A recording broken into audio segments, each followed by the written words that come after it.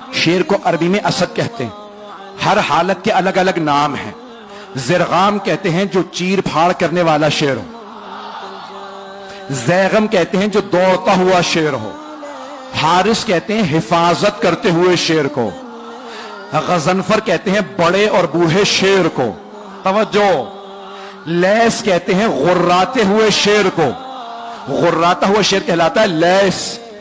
لام یہ اور سے. لیس غراتا ہوا شیر. اور حملہ کرتے ہوئے شیر کو کہتے ہیں حیدر. حملہ کرتا ہوا شیر حیدر. اور عباس کس شیر کو کہتے ہیں؟ تو میں نے لغت میں دیکھا تو مختلف معنی لکھے تھے. ایک جگہ لکھا ہے انگڑائی لیتے ہوئے شیر کو عباس کہتے ہیں. توجہ.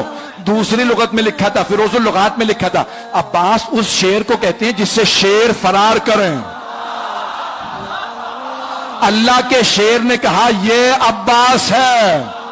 بھئی عباس کوئی عام شیر نہیں, شیر خدا کا شیر ہے.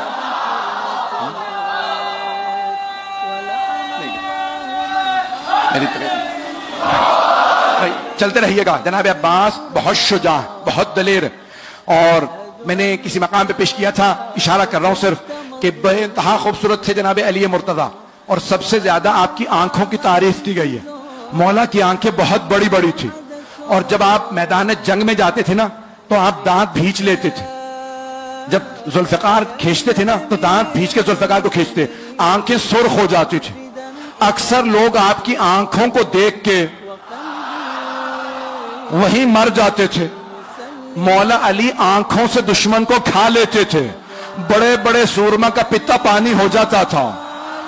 جناب امیر کی وہی آنکھیں جناب عباس کے پاس تھی. جناب عباس بھی مولا کی طرح نقاب رکھ کے میدان میں اترتے تھے. مولا بھی نقاب اپنا تحت الحلق نکالتے تھے, اپنے امامے میں سے تحت الحلق نکالتے تھے اور میدان میں جاتے تھے. جناب عباس صفین میں صرف 13 برس کے تھے.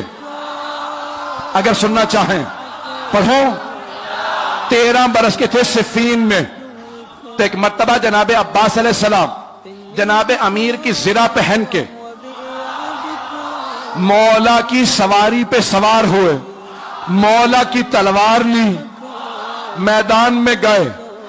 جناب عباس کی زلفیں طولانی تھی, رنگ بہت گورا تھا. تو ایک مرتبہ آپ نے تلوار کھینچی, لڑنا شروع کیا. ساری فوج کہنے لگی علی آ گئے ہیں, علی آ گئے ہیں.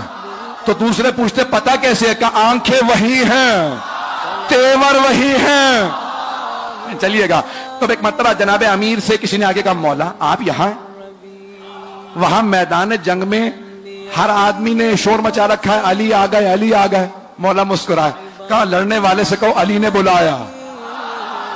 جناب عباس سے کسی نے کہا آپ کو علی نے بلایا, آپ نے نقاب نہیں اتارا. ایک مرتبہ سواری سے اترے, بس مولا کا نام آنا تھا, گھوڑے سے اترے, ہاتھ میں تلوار تھی, خون بہ رہا تھا تلوار سے, چہرے پہ ابھی بھی نقاب تھا. جیسے ہی جناب عباس کو آتا دیکھا نا تو جناب عباس کے سیاہ امامے پہ سیاہ بال چہرے پہ آئے ہوئے تھے, رنگ گورا تھا. مولا نے دور سے دیکھ کے کہا ہاذا قمر بنی ہاشم, کہا ہاذا قمر بنی ہاشم, یہ بنی ہاشم کا چاند ہے. عزیزانہ گرامی, جس گھر میں ایک ہی خوبصورت ہو تو خاندان والے سارے القاب اسے دے دیتے, نہیں پہنچا سکا کہ بھئی یہ خوبصورت ہے, یہی چاند ہے, یہی سورج ہے, یہی ستارے, سب کچھ یہی ہے. اور اگر کسی خاندان میں سبھی خوبصورت ہو, اب پہنچ رہی ہے وہاں, سبھی خوبصورت ہو, کوئی حمزہ ہو, کوئی جعفر طیار ہو, رسول خدا علی مرتضیٰ, امام حسن حسین کے تو نام ہی حسن سے نکلے ہیں, بہت خوبصورت تھے. جہاں سبھی خوبصورت, وہاں جناب امیر فرما رہے ہیں ہاذا قمر بنی ہاشم. اب سوچیں کتنے خوبصورت ہوں گے. صرف آنکھیں نہیں, ناک جناب عباس کا, آپ کی پیشانی, لب, آپ کے بازو, آپ کا قد, ہر چیز دیکھنے سے تعلق رکھتی تھی. جو ایک دفعہ دیکھتا تھا وہ واپس آ کے پوچھتا تھا کون ہے.